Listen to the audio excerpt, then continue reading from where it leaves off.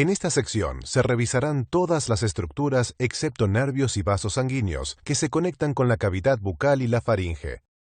Observaremos el maxilar, la mandíbula y los músculos de la masticación. Después revisaremos el hueso hioides, la lengua y sus músculos. Luego los músculos de mejillas y labios y también los dientes y las glándulas salivales. Por último, estudiaremos la faringe. Esta será una sección larga. No pretenda revisarla toda de una sola vez. Para estudiar el hueso maxilar y la mandíbula comenzaremos como siempre por los huesos. El término maxilar se emplea en dos sentidos. Cuando se habla de maxilares, se hace referencia al maxilar superior y al maxilar inferior, la mandíbula. Cuando se habla de mandíbula, se hace referencia al maxilar inferior. Observaremos con detalle la mandíbula en un momento. Antes, revisemos las partes del esqueleto facial que aparecerán en esta sección. Aquí se muestran el arco cigomático encerrando las fosas temporal e infratemporal. Aquí se localiza la superficie articular de la articulación temporomandibular, con el meato auditivo externo y el proceso estiloides justo por detrás de este. Aquí se localizan las láminas pterigoides con la fosa pterigoidea entre estas. Esta afilada proyección directamente medial a la articulación temporomandibular es la espina del hueso esfenoides.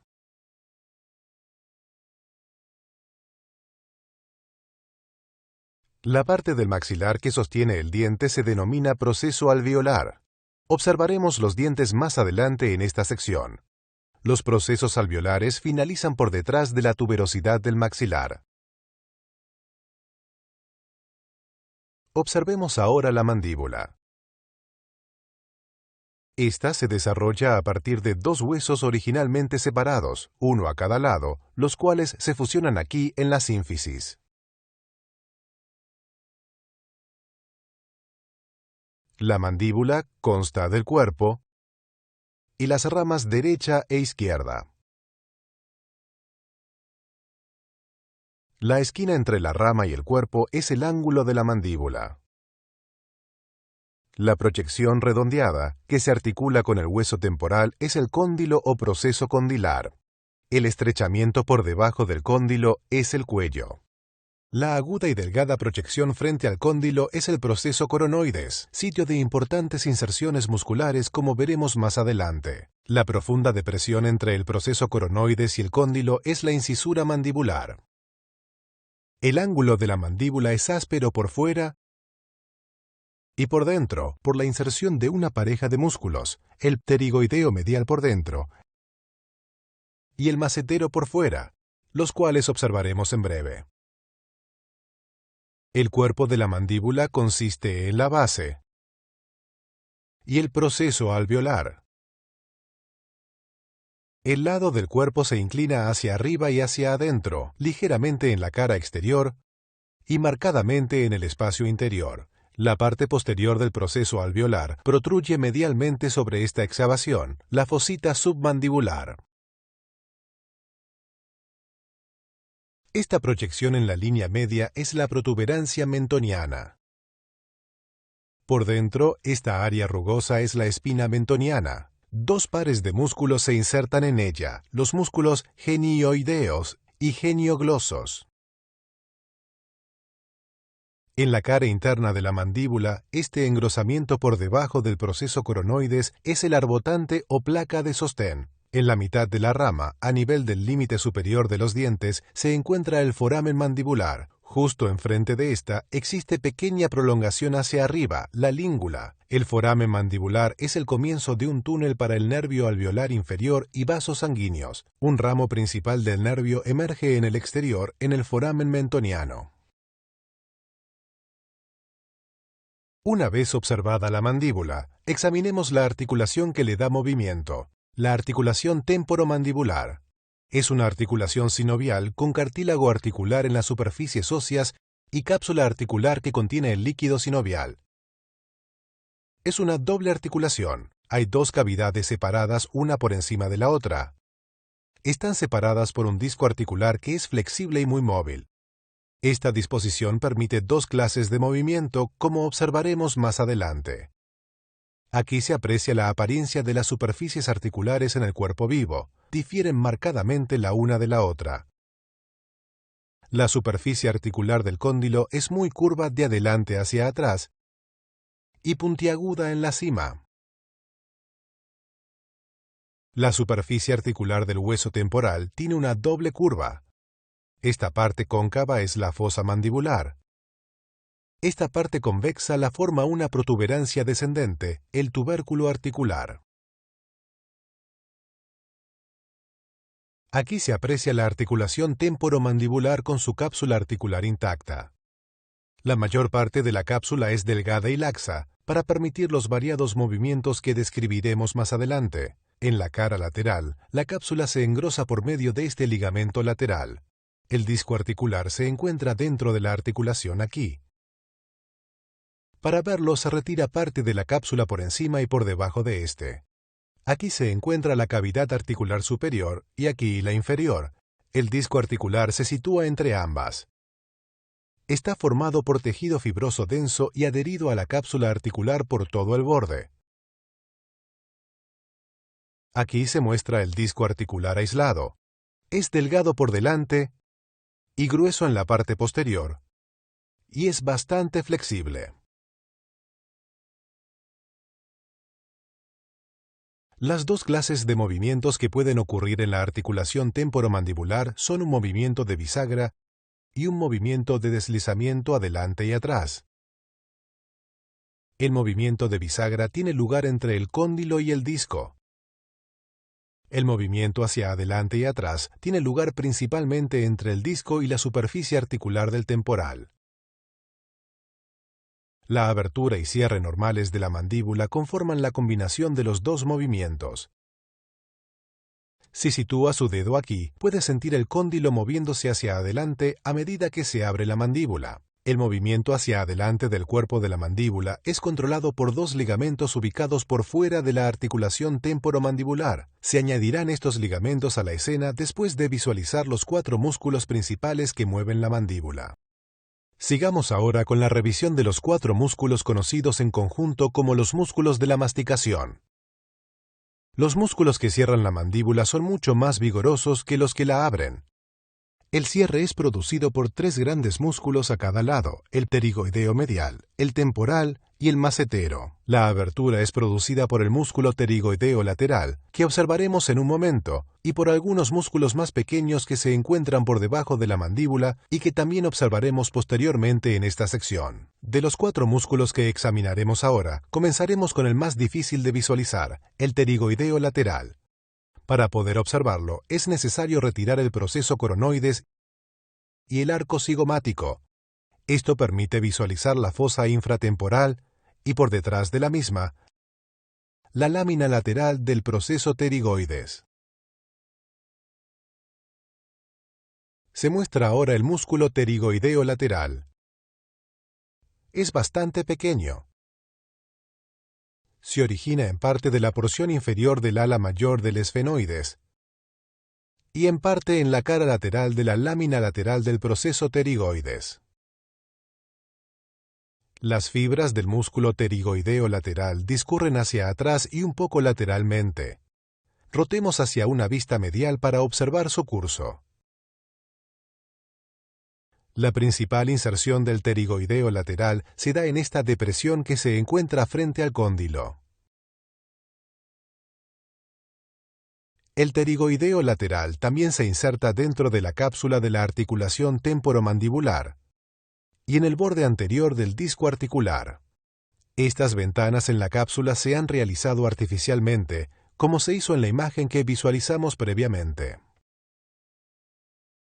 Una vez observado el pterigoideo lateral, examinemos el músculo pterigoideo medial.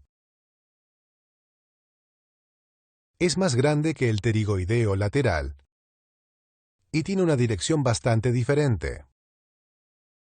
El pterigoideo medial se origina en las dos láminas del proceso pterigoides, en la cara medial de la lámina lateral y en la cara lateral de la lámina medial.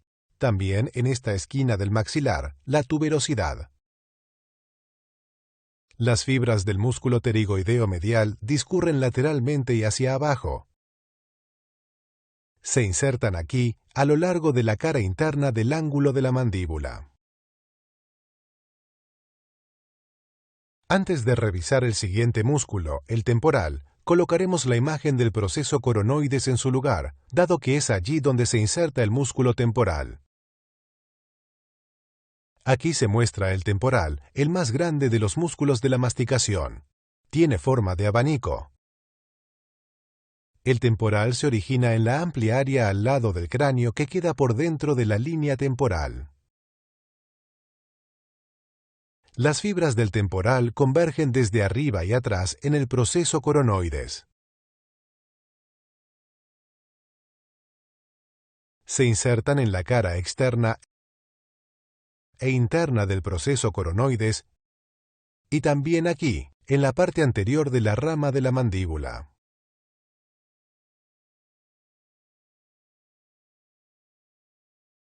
Ahora se muestra de nuevo el arco cigomático. El músculo temporal se sitúa por dentro del arco cigomático. Cercano a su inserción, el temporal es un músculo grueso. Ocupa la totalidad de la fosa infratemporal. Por encima, el músculo temporal está cubierto por esta capa densa de la fascia temporal profunda. La fascia está adherida al hueso a lo largo del arco cigomático y a lo largo de la línea temporal. Finalmente, se agrega a la imagen el músculo macetero, que se muestra aquí. Es un músculo grueso y vigoroso. El macetero se origina en los 2/3 anteriores del borde inferior del arco cigomático por la cara externa y en la totalidad del borde del arco por la cara interna. Las fibras del músculo macetero que se originan en la cara externa discurren hacia abajo y hacia atrás, mientras que las de la cara interna discurren directamente hacia abajo. El macetero se inserta en esta amplia zona en el ángulo y la rama de la mandíbula. El músculo macetero por fuera y el pterigoideo medial por dentro convergen en el ángulo de la mandíbula de manera muy similar.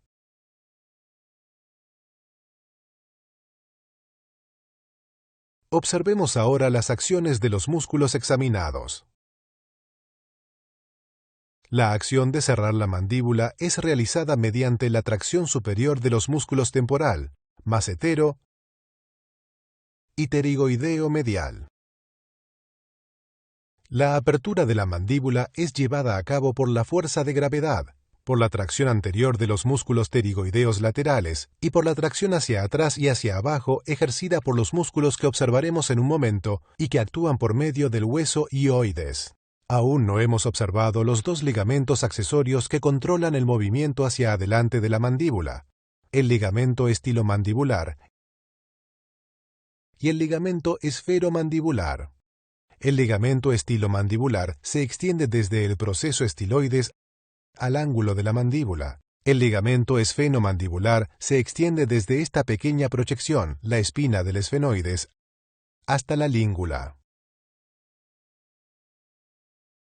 Una vez observados la mandíbula y los principales músculos que la mueven, revisaremos un pequeño pero importante hueso que no hemos examinado todavía, el hueso hioides.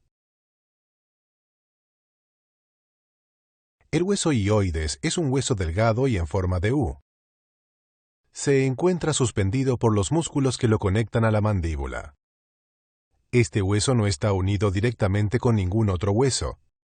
Es posible sentir el propio hueso hioides aquí, así como moverlo de lado a lado.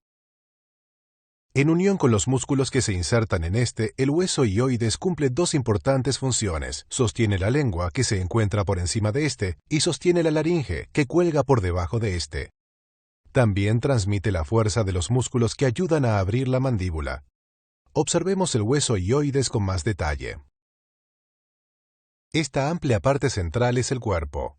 Su cara anterior y superior es convexa, con superficies articulares para la inserción de numerosos músculos que observaremos en breve.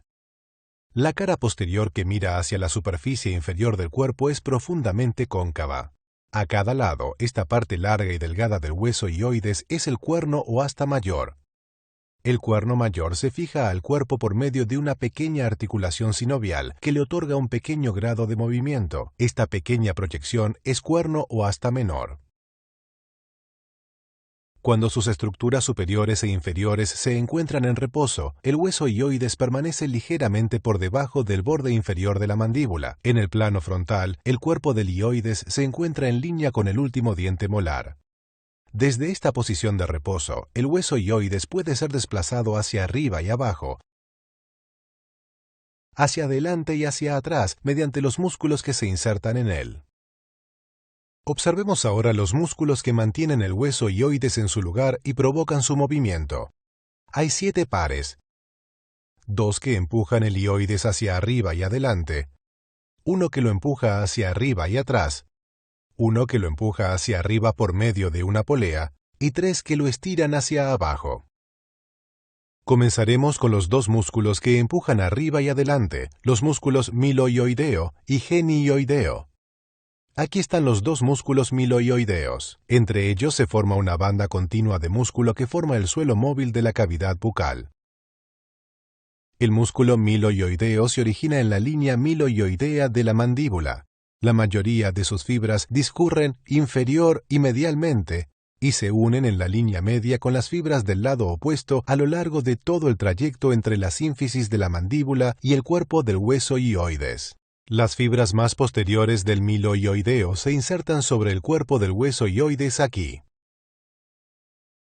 El músculo milohioideo tiene un borde posterior libre, que en una vista lateral discurre directamente hacia abajo y en una vista posterior ligeramente hacia adentro. Agreguemos ahora a la escena los 2 músculos genioideos. Aquí están, situados por encima del milohioideo. A cada lado, el genioideo se origina en la parte inferior de la espina mentoniana y se inserta aquí sobre el cuerpo del hueso hioides. Ahora se agrega a la escena la base del cráneo y el músculo que empuja hacia arriba y atrás, el estiloioideo. Aquí está el músculo estiloioideo. Es un músculo largo y delgado. Justo por encima de su inserción hay una abertura. Como veremos, el músculo digástrico pasa a través de esta abertura. El estiloioideo se origina en la cara lateral del proceso estiloides y se inserta en la base del asta mayor del hueso hioides. Agreguemos ahora a la escena el músculo digástrico. Se encuentra aquí. El músculo digástrico es inusual, puesto que tiene 2 vientres, uno anterior y otro posterior, que están conectados en el centro por un tendón.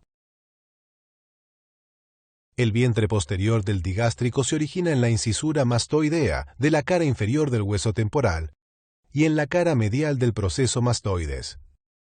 Lateral al mismo se sitúa el origen de los músculos esternocleidomastoideo y esplenio que se han retirado en esta disección. El vientre posterior se adelgaza en un tendón intermedio que pasa a través de las 2 tirillas del músculo estiloioideo. Después el tendón del digástrico pasa a través de una banda de tejido conectivo fibroso que se inserta en el hueso hioides aquí.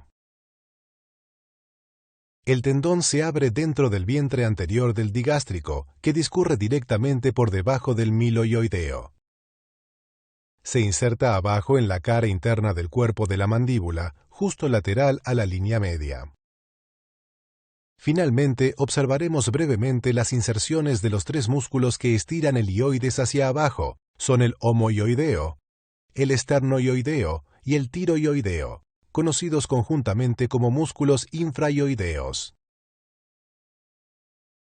Se muestra aquí el cuerpo del hueso hioides. Aquí se encuentra la inserción superior del músculo omohioideo, que se dirige hacia abajo a la escápula. Medial al mismo se encuentra el músculo esternoioideo, que se dirige al esternón. Detrás de ellos se encuentra el corto músculo tiroioideo, que se dirige hacia abajo en dirección a una estructura que aún no hemos observado, el cartílago tiroides. Estos músculos se insertan sobre el borde del cuerpo del hueso hioides, el tiroioideo aquí, el omohioideo aquí y el esternoioideo aquí. Estos tres músculos se estudiarán con más detalle más adelante en este video.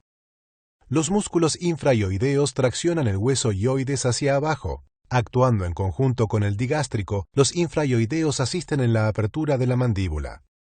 Las acciones de los otros músculos ioideos que hemos observado son evidentes por la dirección de las fibras. Una vez observados el hueso ioides y los músculos que lo mantienen en su lugar y producen su movimiento, examinaremos la lengua. La forma de la móvil parte anterior de la lengua nos es familiar por muchos momentos de la vida cotidiana. Lo que quizás es más sorprendente es la extensión de la lengua que no puede visualizarse desde el frente. La lengua recorre un largo camino hacia atrás y hacia abajo. Para entender completamente la forma de la lengua, observaremos un modelo que ha sido dividido por la línea media. Todo lo que se muestra es la lengua, hasta aquí detrás. La lengua está formada completamente por músculo, así como cubierta por una membrana mucosa especializada. La parte anterior libremente móvil de la lengua llena casi por completo la cavidad bucal. La masiva parte posterior de la lengua, que es mucho menos móvil, mira hacia atrás dentro de la bucofaringe. Esta estructura por abajo y por detrás de la parte posterior de la lengua es la epiglotis. Se examinará en la siguiente sección. Para obtener una visión global de la lengua, observaremos un modelo que contiene solo la lengua, la mandíbula y el hueso ioides. Aquí se muestra el músculo miloioideo. El cuerpo del hueso ioides se localiza aquí, y aquí se encuentra el asta mayor. Observemos primero la cara externa de la lengua. Esta está cubierta por una membrana mucosa por encima, por los lados y también por delante, en la cara inferior aquí. La membrana mucosa se continúa con la membrana que recubre el suelo de la boca y los procesos alveolares. Hay una profunda depresión entre el proceso alveolar y la cara lateral de la lengua. Esta delgada proyección en la línea media es el frenillo. A cada lado del frenillo se abren los conductos de la glándula submandibular, que se analizará después. La membrana mucosa que se encuentra por encima de la raíz de la lengua es delgada y móvil. En las caras laterales y en la superficie superior, la membrana es gruesa. Está unida firmemente a los músculos que están por debajo y cubierta de proyecciones denominadas papilas linguales. Las más grandes, las papilas circunvaladas, se encuentran en fila aquí detrás. Este hoyo superficial en la línea media se denomina foramen ciego. Los músculos que forman la masa de la lengua son los músculos intrínsecos, que discurren de una parte de la lengua hacia otra, y los músculos extrínsecos, que se fijan al hueso. Hay 3 músculos extrínsecos a cada lado. De ellos ahora se estudiarán los 2 más grandes, el hiogloso y el geniogloso. El otro, el estilogloso, lo observaremos más tarde. Para poder observar los músculos extrínsecos principales, se divide la mandíbula por esta línea y se retiran la rama y el proceso alveolar. También se retira la totalidad de la membrana mucosa, de esta línea hacia abajo. Aquí se encuentran los músculos hiogloso y geniogloso. Juntos forman la raíz de la lengua. Para observar la extensión completa del geniogloso, se retira un momento el músculo hiogloso. Todo esto que se muestra es el geniogloso. Se origina justo por encima del genioideo, en la parte superior de la espina mentoniana. Sus fibras se abanican hacia afuera. Las más elevadas se arquean hacia adelante, casi hasta la punta de la lengua. Las más bajas se dirigen directamente hacia atrás, a la parte más posterior de la lengua. El geniogloso compacta la lengua y la empuja hacia adelante. Coloquemos de nuevo en escena al músculo hiogloso. El hiogloso es una hoja delgada y plana de músculo. Sus fibras se dirigen hacia arriba y adelante. Su origen abarca la longitud completa del asta mayor del hioides que se muestra aquí, y desemboca aquí en la parte lateral de la lengua. El hiogloso aplana la lengua, la retrae y la deprime. Aquí, junto con el liogloso, se localiza el tercero de los músculos extrínsecos de la lengua, el estilogloso, que proviene de atrás. Se examinará después. Aquí se encuentra el músculo miloioideo visto desde atrás. El espacio entre el miloioideo y el liogloso es el camino de entrada de los nervios de la lengua y del conducto de la glándula submandibular, como podrá observarse en el siguiente video. Los músculos intrínsecos de la lengua, que no se estudiarán detalladamente, discurren tanto longitudinalmente como transversalmente por encima y entre los músculos extrínsecos. Son los músculos responsables de varios de los movimientos finos que se realizan al ingerir alimentos y al hablar. En esta sección se han examinado una gran cantidad de músculos: los músculos de la masticación, los músculos hioideos y los músculos extrínsecos de la lengua. Más adelante en esta sección, en la observación de las glándulas salivares y la faringe, tendremos la oportunidad de examinar la acción conjunta de todos ellos. Antes de avanzar, revisemos las estructuras observadas hasta ahora en esta sección.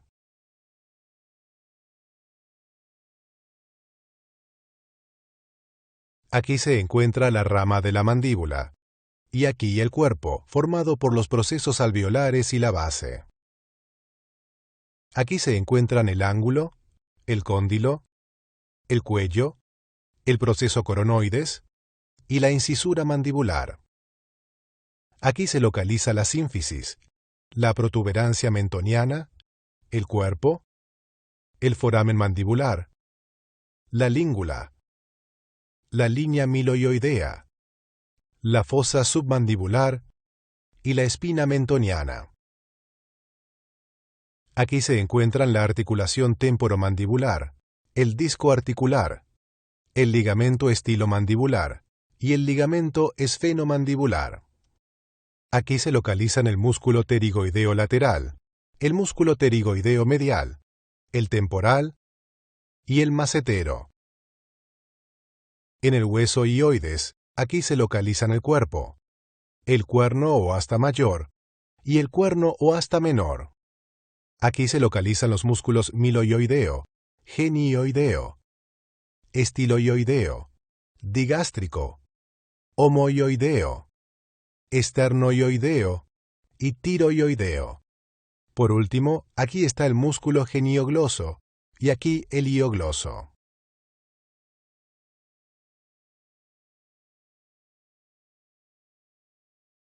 Avancemos y observemos globalmente la cavidad bucal y algunas estructuras importantes estrechamente relacionadas con ella. Observaremos primero la forma y magnitud de la cavidad bucal. Después identificaremos los músculos de las mejillas y los labios. Luego estudiaremos los dientes y por último examinaremos las glándulas salivares. Para entender la forma de la cavidad bucal, así como su extensión, la observaremos en un modelo vivo. Aquí se encuentra la lengua, aquí el paladar, y aquí se localiza la cara interna de los procesos alveolares del maxilar y de la mandíbula. Los procesos alveolares del maxilar y la mandíbula, junto con los dientes superiores e inferiores, se proyectan dentro de la cavidad bucal desde arriba y abajo,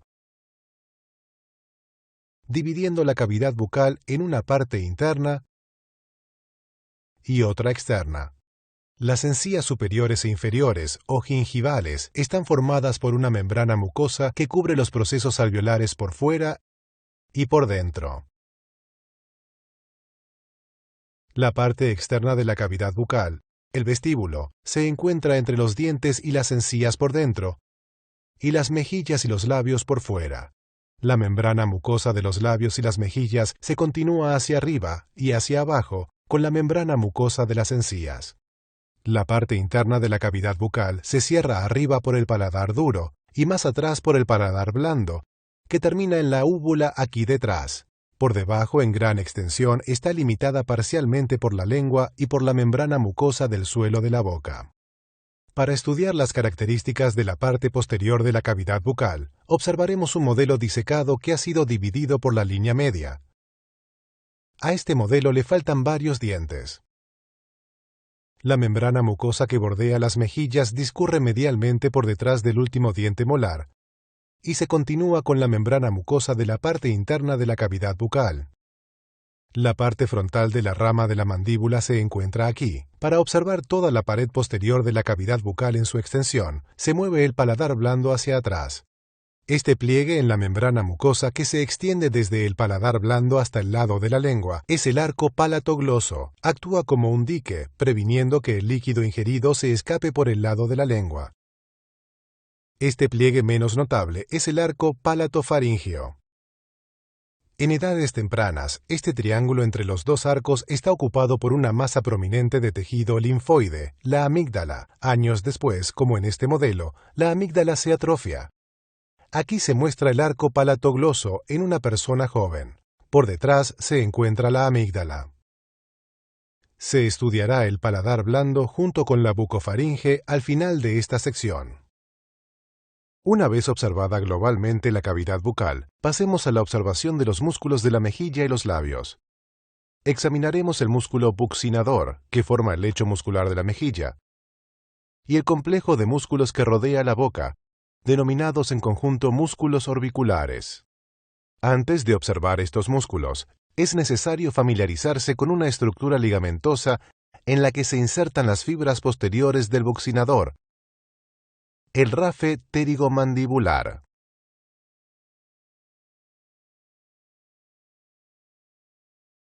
Este, representado por este material, se extiende del gancho del proceso pterigoides a la terminación posterior de la línea miloioidea. Dos músculos se originan allí, el buccinador por delante y el constrictor superior de la faringe por detrás. El rafe pterigomandibular puede extenderse para acomodarse a los movimientos de la mandíbula. Ahora, para estudiar los músculos de las mejillas y los labios, observaremos una disección en la cual se han retirado la piel y la grasa subcutánea de la parte inferior de la cara. Los músculos de la expresión facial también han sido retirados. Aquí se encuentra el orbicular de los labios, aquí el buccinador. Ambos músculos están íntimamente asociados. Observemos primero el buccinador. Aquí está parcialmente oculto por el músculo macetero que se retira. El buccinador es una bolsa delgada de músculo que sigue estrechamente los contornos de la membrana mucosa del vestíbulo. Posee una larga línea de origen. El buccinador se origina en el maxilar y en la mandíbula a lo largo de estas líneas. Por arriba, la línea de inserción se curva por detrás de la tuberosidad del maxilar. Más abajo se curva sobre el cuerpo de la mandíbula. Entre estos dos puntos se originan las fibras más posteriores del buccinador en el rafe pterigomandibular. El músculo buccinador discurre hacia adelante y se divide en la esquina de la boca. Sus fibras se continúan hacia adelante y se convierten en la parte más profunda del orbicular de los labios. El músculo orbicular de los labios rodea la apertura de la boca. Está parcialmente formado por fibras intrínsecas, pero principalmente se compone de las fibras de otros músculos. En la cara profunda está formada por la continuación de las fibras del buccinador, y sobre las partes más superficiales, por estos músculos de la expresión facial. Observemos con detalle a todos ellos en la última sección de este video. La acción del músculo orbicular es unir los labios, cerrando la boca. La acción del buccinador es prevenir la distensión de las mejillas cuando aumentamos la presión en el interior de la cavidad bucal, lo cual ocurre cuando permitimos la relajación del buccinador. Una vez examinados los músculos de las mejillas y los labios, observemos los dientes. Estos son los dientes inferiores de un adulto joven. En la dentición completa hay 16 dientes arriba y 16 abajo, 32 en total. En cada cuadrante hay 2 incisivos, un canino, 2 premolares y 3 molares. Los terceros molares de este individuo han sido extraídos. Los dientes incisivos son planos y tienen forma de cincel. El diente canino tiene una corona en forma de cono y una raíz masiva que forma una prominencia en la encía. Los dientes premolares son anchos y cortos del frente hacia atrás y tienen 2 cúspides. Los dientes molares son más largos de adelante hacia atrás que los premolares y tienen de 3 a 5 cúspides.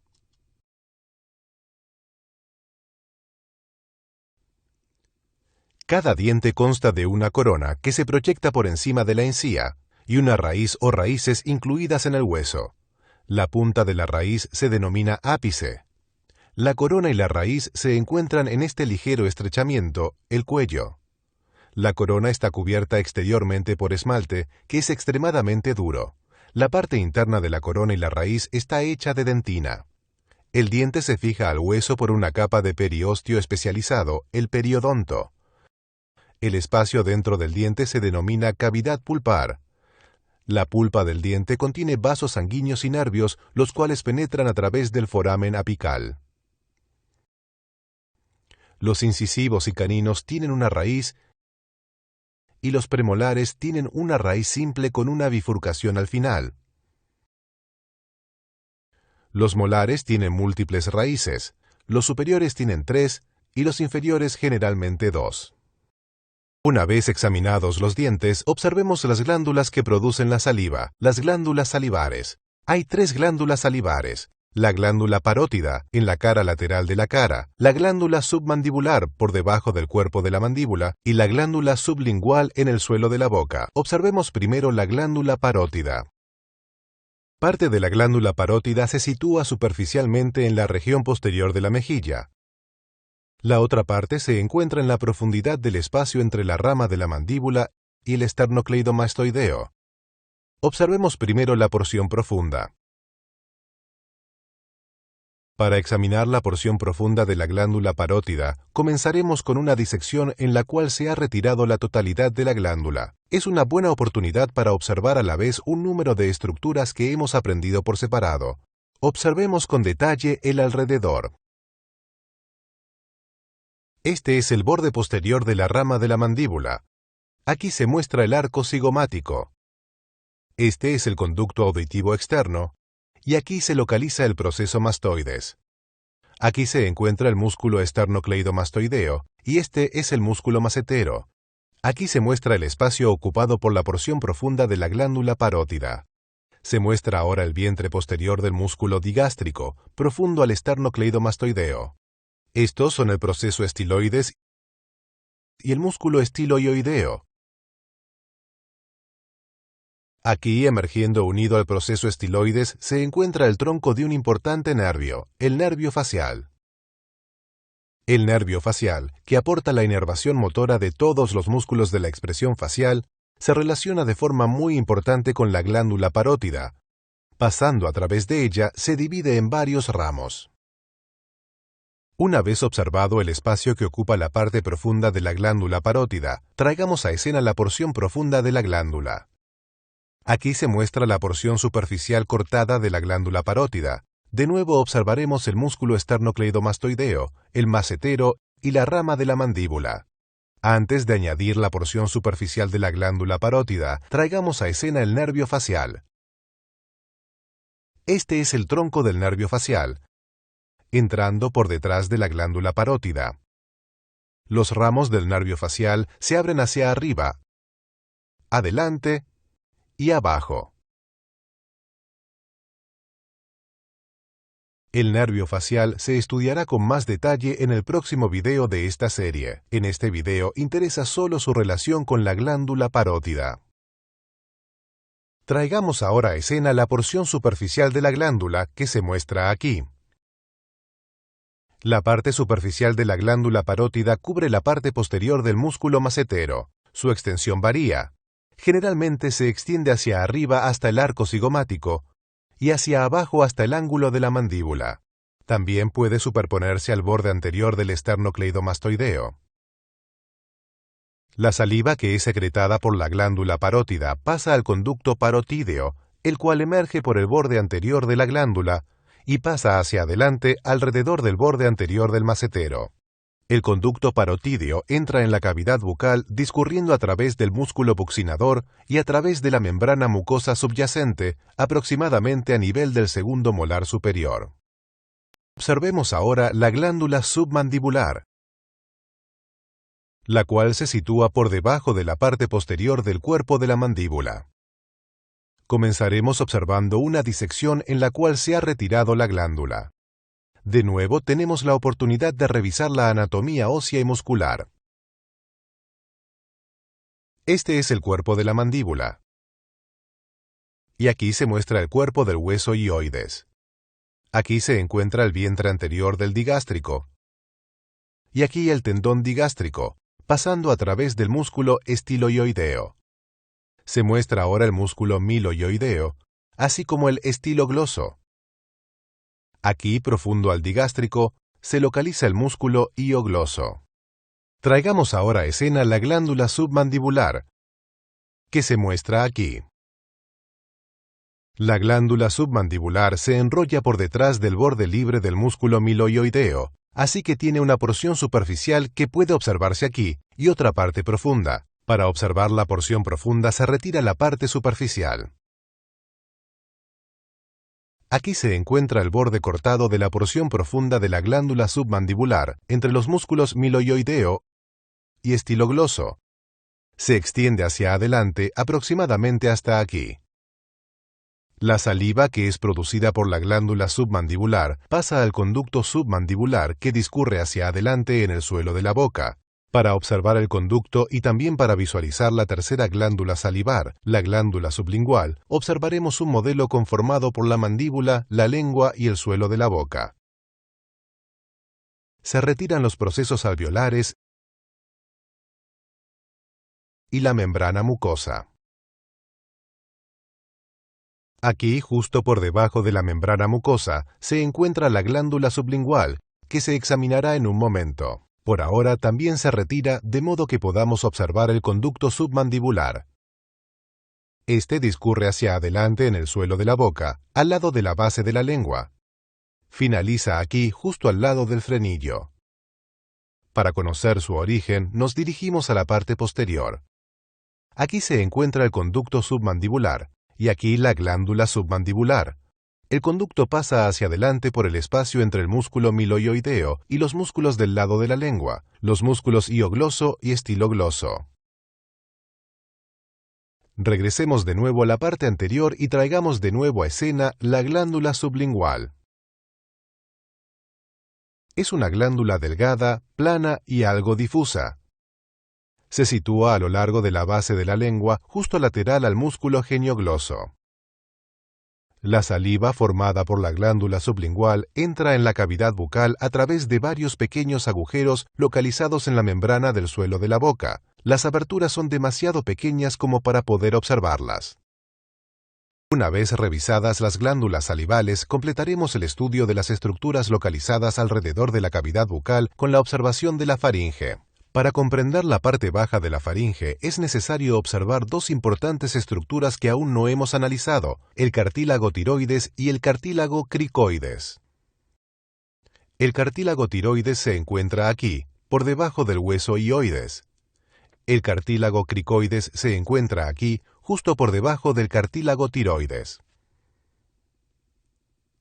Aquí se muestran unidos ambos cartílagos. El cartílago cricoides está parcialmente encerrado por el cartílago tiroides, que es más grande.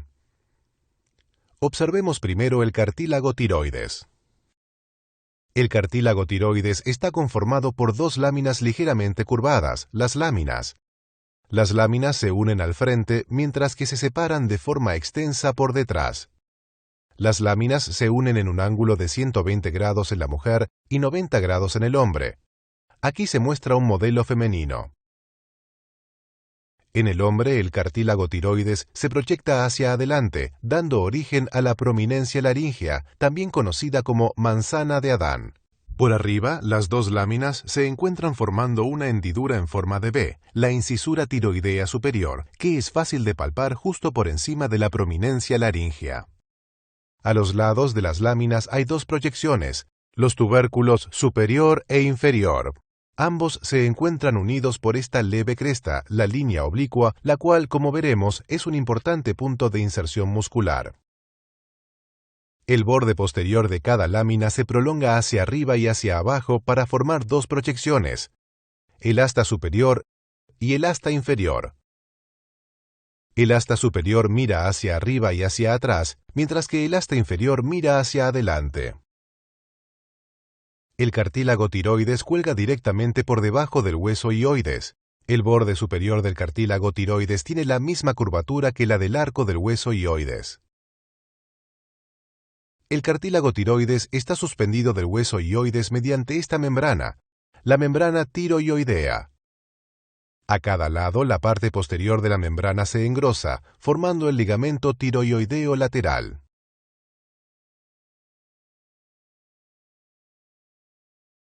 El asta inferior del cartílago tiroides se articula con el cartílago cricoides en la articulación cricotiroidea. A diferencia del cartílago tiroideo, que está abierto posteriormente, el cartílago cricoides forma un anillo completo. Observemos ahora el cartílago cricoides aislado. Es mucho más alto por detrás que por delante.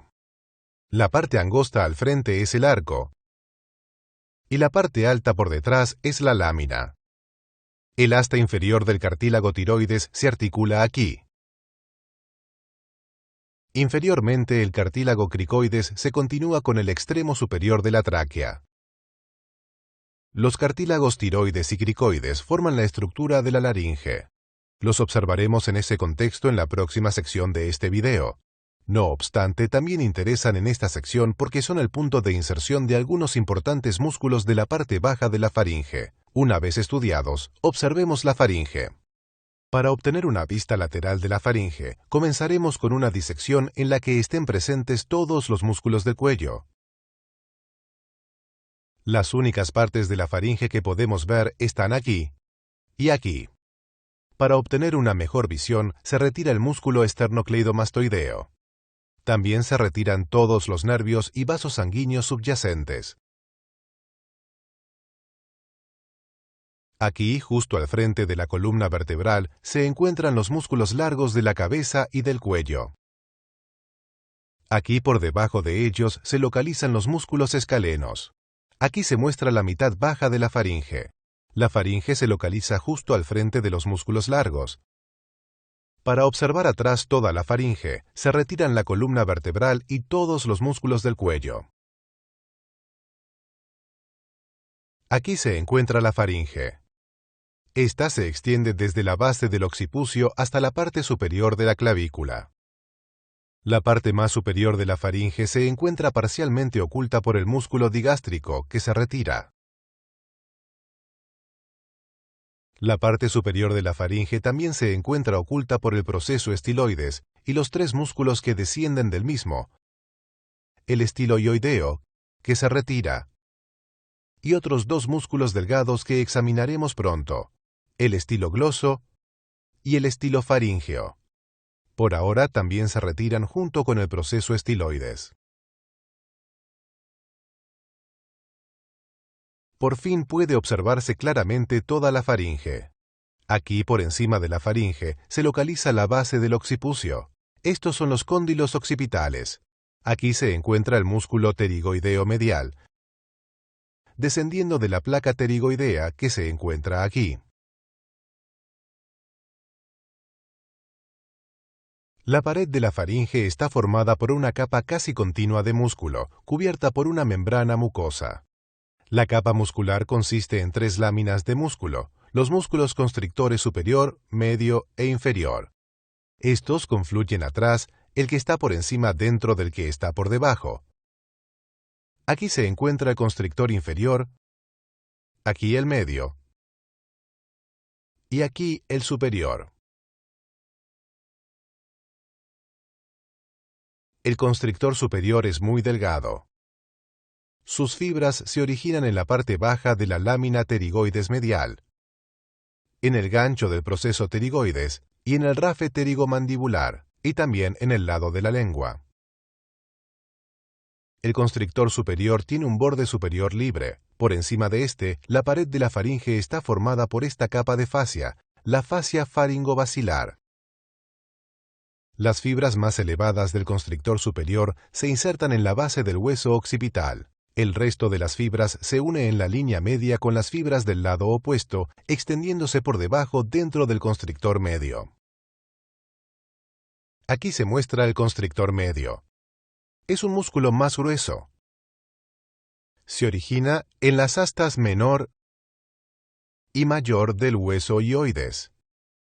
Aquí se muestra la punta del asta mayor del hueso hioides y aquí el borde del ligamento tiroideo lateral. Las fibras del constrictor medio se abren, encontrándose con las del lado opuesto desde aquí, hacia abajo y hasta aquí, dentro del constrictor inferior. Aquí se localiza el borde superior del constrictor inferior, más grueso que el constrictor medio. El constrictor inferior se origina justo por detrás de la línea oblicua en el cartílago tiroides y también en el lado del cartílago cricoides.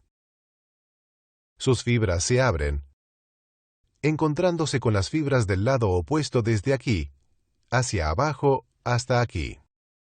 El extremo inferior del músculo constrictor medio se continúa con la cobertura muscular del esófago.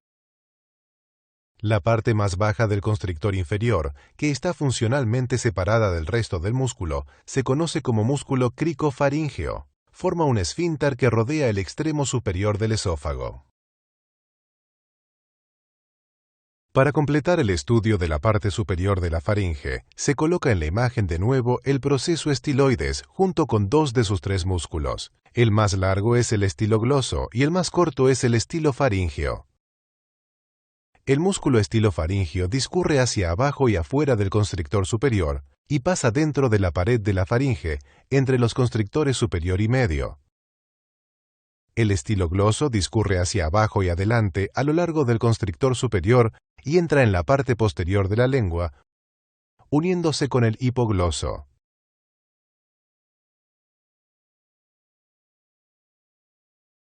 Para completar la imagen de la faringe, observaremos un modelo que ha sido dividido en la línea media. Observar la faringe desde el interior también nos permitirá observar los músculos del paladar que se dejaron fuera de la imagen en la sección previa. Aquí se muestra la faringe. A lo largo de su longitud, la pared posterior de esta queda justo al frente de los cuerpos vertebrales y los músculos largos, con una capa de fascia laxa en medio que le permite el movimiento. La faringe se abre adelante dentro de la cavidad nasal, la cavidad bucal y la laringe. Por aquí arriba se abre lateralmente dentro de la tuba auditiva o faringotimpánica, como ya hemos visto. Por aquí debajo se abre dentro del esófago. A menudo se describe la faringe a partir de tres partes: la nasofaringe, que ya hemos examinado, la bucofaringe y la hipofaringe, algunas veces también denominada laringofaringe. Los músculos del paladar que no se han observado todavía se encuentran directamente por debajo de la mucosa que se retira. Aquí se muestra el pálato gloso. Se origina en la aponeurosis palatina y discurre hacia abajo y adelante para insertarse a un lado de la lengua. El pálato gloso tracciona el paladar blando hacia abajo y hacia adelante. Aquí se encuentra el pálato faríngeo. Se origina en parte en el borde del paladar duro y en la aponeurosis palatina. El pálato faríngeo discurre hacia abajo y hacia atrás para mezclarse con una capa casi continua de músculo longitudinal que cubre la parte inferior de la faringe. Las fibras más bajas del pálato faríngeo se insertan sobre el borde posterior del cartílago tiroides aquí. El músculo palatogloso queda por dentro de los músculos constrictores, escondiéndose casi completamente en esta vista medial. Desde aquí solo puede observarse la parte superior de constrictor superior. Acerquémonos. Aquí se encuentra el borde superior libre del constrictor superior. Viniendo hacia nosotros desde arriba se encuentran las estructuras que ya observamos anteriormente en este video: el músculo elevador del paladar, el músculo tensor del paladar y el cartílago de la tuba auditiva.